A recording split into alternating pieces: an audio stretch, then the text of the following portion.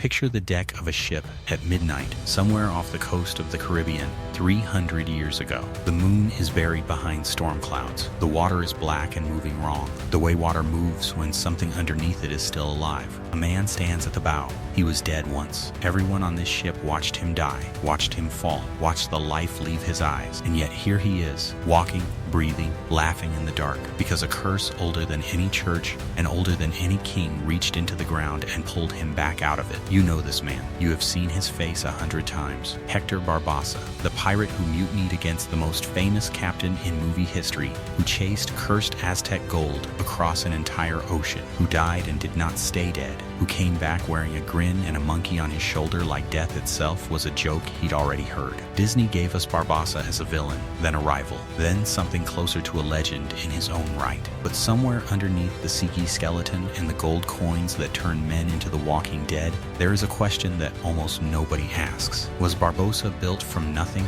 a pure invention, conjured by writers with an overactive imagination? Or did he come from somewhere real? Did he come from a man who actually lived, actually sailed, actually died on the water 300 years ago? Here is the answer, and it is stranger than the film. Barbossa is not one pirate. He is at least four, and the man who contributes the most to his novel, the man whose real story is so outrageous that no screenwriter would dare invent it, was not just a pirate. He was, according to historians and Forbes magazine alike, the richest pirate who ever lived. He amassed a fortune worth more than $100 million in today's money in barely a single year on the water. And then the sea swallowed him whole, along with almost everything he owned, in one of the most violent storms in colonial American history. His name was Samuel Bellamy. His crew called him Black Sam. And by the time you finish this video, you will understand exactly how much of Captain Barbossa's soul belongs to him. Before we go any further, hit that like button and subscribe if dark pirate history is your kind of obsession, because this channel goes deeper into these waters than almost anyone else. And drop a comment right now. Who do you think is the more dangerous captain, Barbossa or Sparrow? I want to see the argument in the comments before this video is even over. Who is Captain Barbossa? Really? Let's start with what we actually know about the character, because most people only remember the highlight reel. Barbossa first appears as the man who led a mutiny against Jack Sparrow, marooned him on a desert island with nothing but a pistol and a single bullet, and took command of the Black Pearl for himself. That alone tells you something about who this man is underneath the coat and the boots. He is not loyal. He does not believe in captains, only in cargo. He will smile at you the entire time he is planning to leave you for dead. Then there is the curse. Barbossa and his crew stole Aztec gold from a stone chest on Isla de Muerta, not knowing or not caring that the gold carried a blood curse laid down centuries earlier. Every man who touched it became one of the undead, unable to feel pleasure, unable to feel warmth, unable even to feel the taste of wine or the touch of a woman, walking corpses lit by moonlight to reveal the horror underneath their human skin.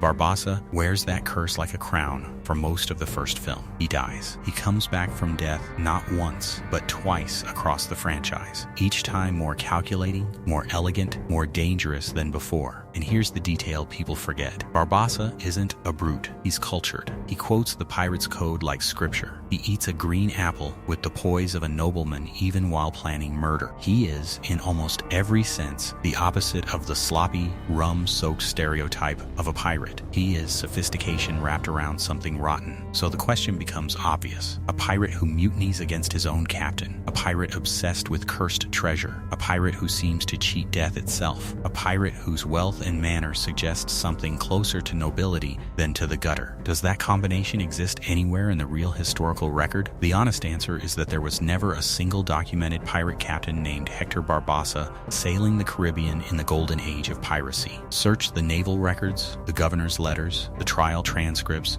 and you will find nothing under that exact name. But that is exactly how you know the writers did their homework. They didn't copy one man's biography. They did something smarter. They took fragments from at least 4 real pirates, men whose actual lives were reckless enough, wealthy enough, and strange enough that fiction barely had to exaggerate them, and welded those fragments together into Barbossa. And the first fragment we need to talk about, the one that gives Barbossa his fortune, his composure, and the sheer audacity of his ambition, belongs to a 28-year-old Englishman who, for about 12 terrifying months, may have been the wealthiest criminal on the face of the earth. The hunt for the richest pirate alive here is a question worth sitting with for a moment. Out of every pirate who ever raised a black flag across 300 years of maritime history, Blackbeard, Calico Jack, Anne Bonny, Bartholomew Roberts, Henry Every, out of all of them, who actually died the richest? Most people guess Blackbeard because his name is the loudest. It isn't him. Some guess Captain Kidd because his trial made international headlines. It isn't him either. According to Forbes magazine's own historical ranking of pirate fortunes, and according to marine archaeologists who have spent decades pulling gold out of a shipwreck off the coast of Massachusetts, the single wealthiest pirate in recorded history was a man most casual pirate fans have barely heard of. Samuel Bellamy was born in a small village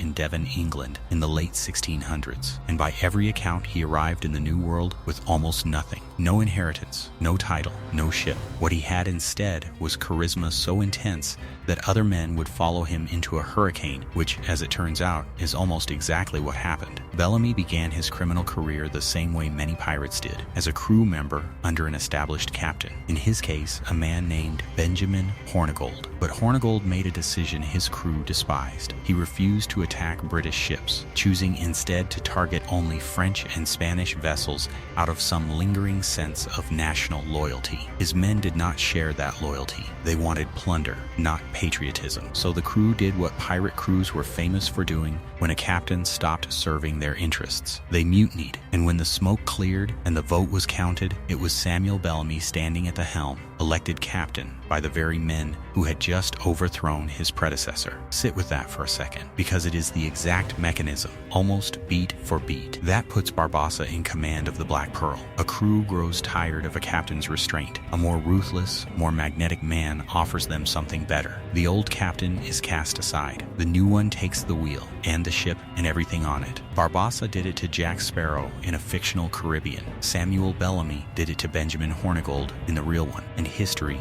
barely blinked. The rise of Black Sam, once Bellamy had his own command, he moved with a speed that terrified colonial governors up and down the American coast. In roughly a single year of active piracy, he and his crew are believed to have captured more than 50 ships. 50. Most pirate captains were lucky to take 5 or 6 vessels across an entire career before the noose or the cannonball caught up with them. Bellamy did 50 in 12 months. Part of what made him so effective was the same thing that makes Barbossa so magnetic on screen. He understood people. Bellamy ran his ship on principles that were, for the era, almost unthinkably progressive. Every man aboard, including the ones who had been forced into piracy after their merchant vessels were captured, got an equal vote on major decisions. Plunder was divided according to a fixed, transparent system, not according to the captain's whim. Injured men were compensated. There was no flogging for minor offenses the way there was in the Royal Navy. His crew started calling themselves Robin Hood's men, and they called Bellamy the Robin Hood of the sea, because he genuinely seemed to believe that pirates were less villainous than the wealthy merchants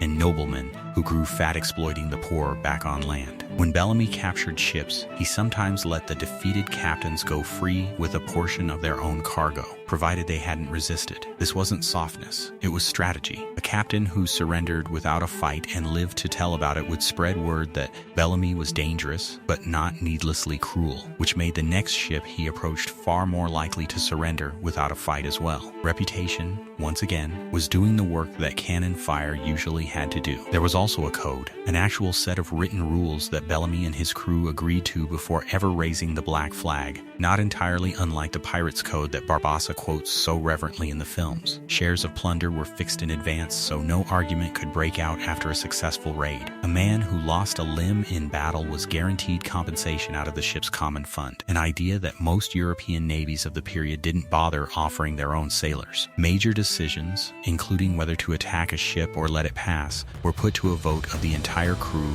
rather than decided by the captain alone. It's a strange thing to say about a criminal enterprise built on theft and violence, but Bellamy's ship may have been run more fairly than the very navies that were hunting him. Bellamy also had a look. Historical accounts describe him refusing to wear the powdered wigs fashionable among wealthy Englishmen of the period. Instead, he let his hair grow long and dark and tied it back with a black satin bow, an image striking enough that it earned him the nickname that has followed him through 3 centuries of legend, Black Sam. Then, in early 1717, came the capture that would define his entire legacy. Bellamy and his ships chased a heavily armed former slave galley called the Whydah for 3 days across the waters between Cuba and Hispaniola. The Whydah was no ordinary merchant vessel. It had already completed a brutal Atlantic crossing, trading human beings for gold, ivory, and sugar, and it was now returning to England loaded with the profits of that voyage, gold dust, silver coin, and jewels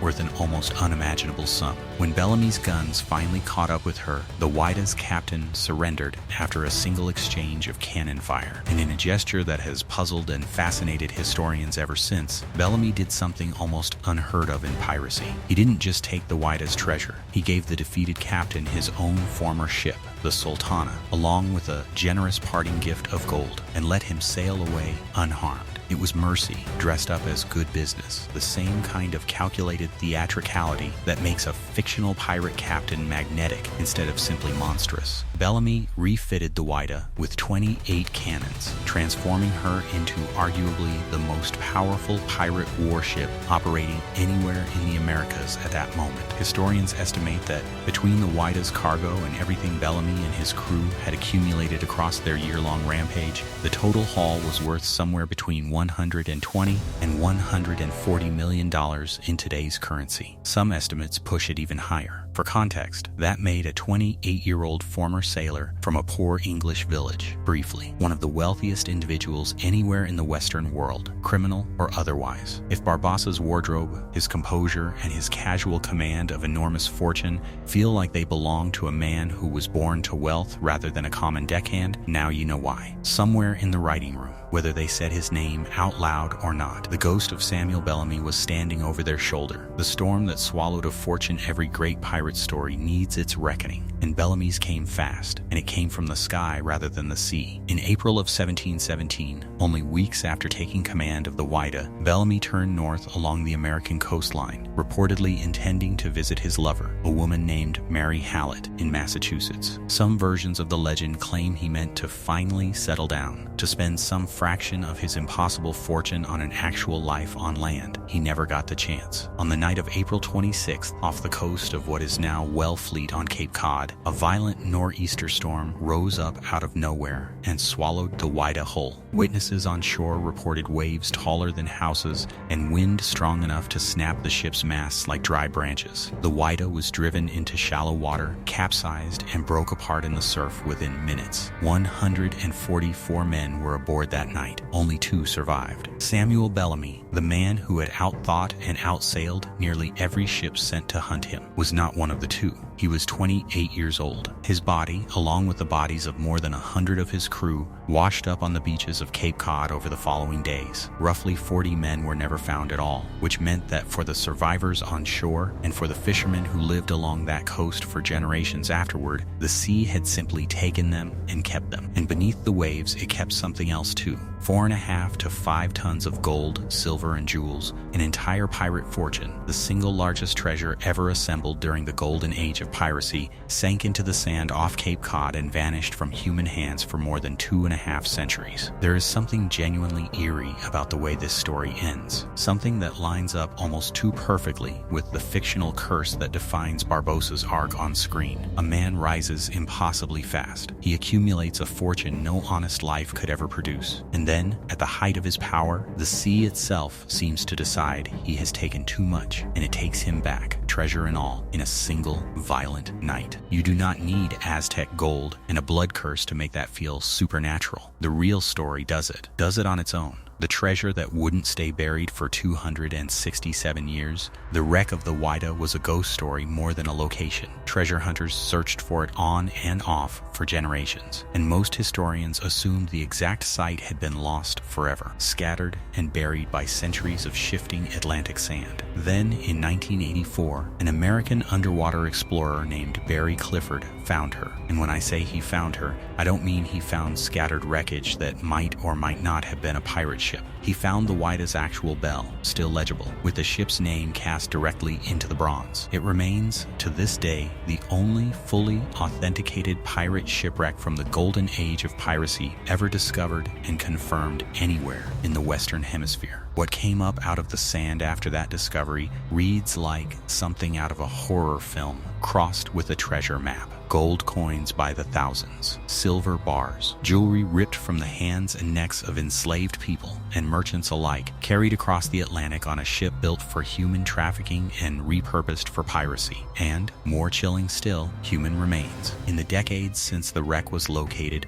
archaeologists have recovered bones believed to belong to members of Bellamy's crew, including, according to some researchers, the remains of a child no older than 11, almost certainly a boy named John King, who had begged his own mother's permission to join Bellamy's pirate crew before the ship went down. In 2018, and again in 2021, forensic teams believed they may have finally identified remains belonging to Samuel Bellamy himself, though nothing has ever been conclusively confirmed, which means that even now, 300 years later, Black Sam Bellamy exists in the same strange, unresolved space that Barbossa occupies on screen. Not quite gone, not quite found, a man the sea took, but never fully released. Local legend along Cape Cod has only grown stranger with time. Fishermen and divers in the area have spent decades swapping stories about strange currents around the wreck site, about equipment failing without explanation, about a presence that seems to guard what's left of the treasure from anyone who gets too greedy. None of that is verifiable history. All of it is the kind of ghost story that pirates, real and fictional, have always attracted like a curse of their own.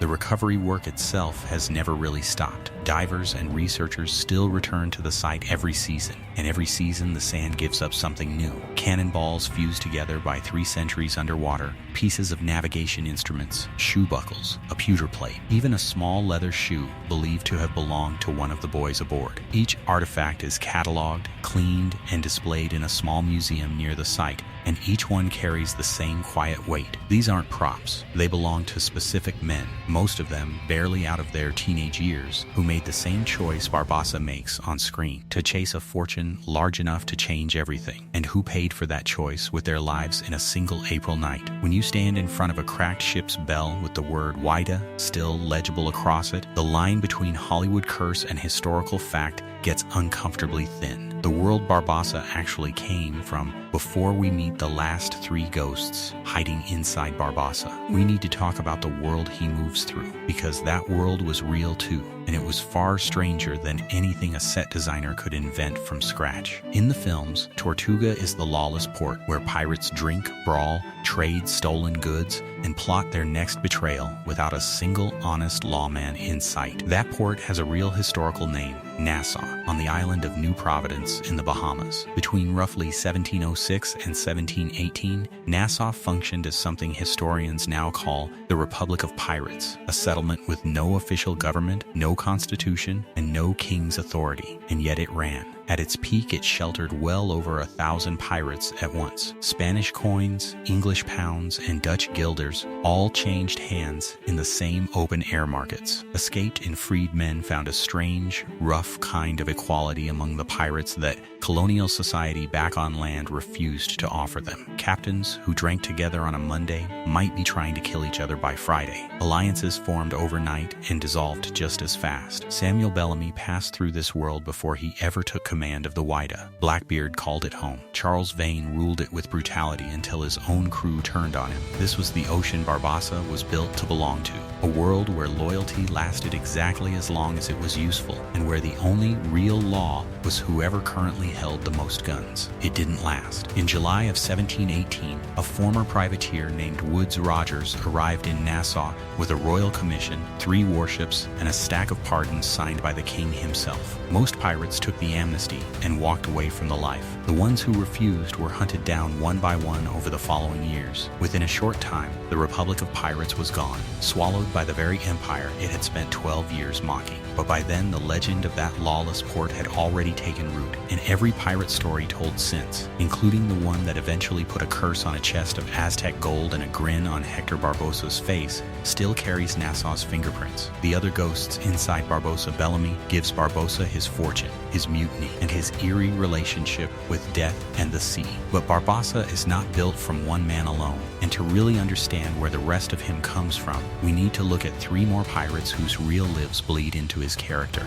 The first is Blackbeard, the most feared pirate who ever lived. Edward Teach understood something almost every successful pirate captain eventually learned. Reputation is a weapon more powerful than any cannon. Before battle, he wove slow-burning fuses into his enormous black beard and lit them, so that when his ship pulled alongside a target, the crew staring back at him saw a man wreathed in smoke, his face half hidden behind smoldering hair, pistols and swords strapped across his chest like a demon that had crawled directly out of the ocean. Most ships surrendered without firing a single shot, because who wants to fight the devil for a cargo of sugar and rum? That same command of theater, that same instinct that fear performed correctly, is more efficient than fear enacted through violence. Lives inside every scene where Barbossa doesn't need to raise his voice to make an entire crew go silent. The second is Henry Every, sometimes called Long Ben, the pirate who pulled off the single largest heist in the history of piracy when he captured a Mughal treasure ship in 1695 and then vanished so completely that the English government's worldwide manhunt for him never found so much as a trace. Every walked away from history itself, disappearing with an unimaginable fortune and leaving nothing behind but rumor. Barbossa's ability to cheat death not once but twice across the franchise, to seemingly disappear from the story only to reappear later more dangerous than before, echoes that same fantasy, the pirate who cannot actually be caught, no matter how thoroughly the world tries. And the third is Calico Jack Rackham, whose entire career is defined by one delicious historical irony. Rackham rose to captaincy by leading a mutiny against a savage, universally hated pirate named Charles Vane, deposing his own captain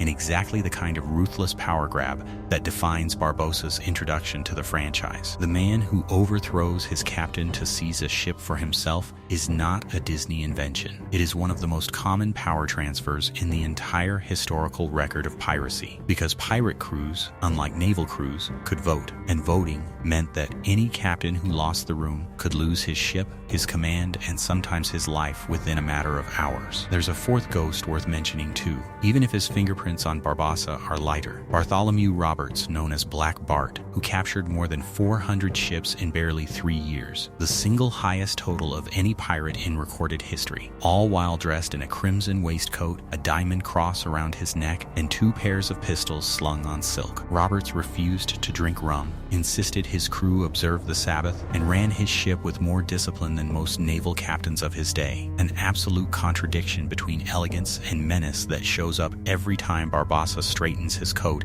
before doing something monstrous. Roberts proved that a pirate could be immaculate and still be the single most feared man on the Atlantic, and that contradiction is baked directly into Barbossa's screen presence. Put those pieces next to each other, and Barbossa stops looking like an invention and starts looking like a composite sketch. Bellamy's fortune and mutiny, Blackbeard's theater and command of fear, Every's impossible vanishing act, Rackham's ruthless seizure of command. None of these men individually became Barbossa. All of them, stitched together across 3 centuries of storytelling, did the final verdict so. Was Captain Barbossa based on a real person? Not in the way you'd expect. There was no 18th century pirate named Hector Barbossa sailing the Caribbean. No trial transcript with his name on it. No governor writing a frightened letter home describing his crimes. In that narrow sense, he is fiction, built in a writer's room, brought to life by an actor in eyeliner and a stolen coat. But that's true of almost every legendary pirate character Hollywood has ever produced, and it misses the more interesting question. Fiction ocean rarely invents from nothing. It steals, the same way pirates stole, taking the most valuable pieces of real lives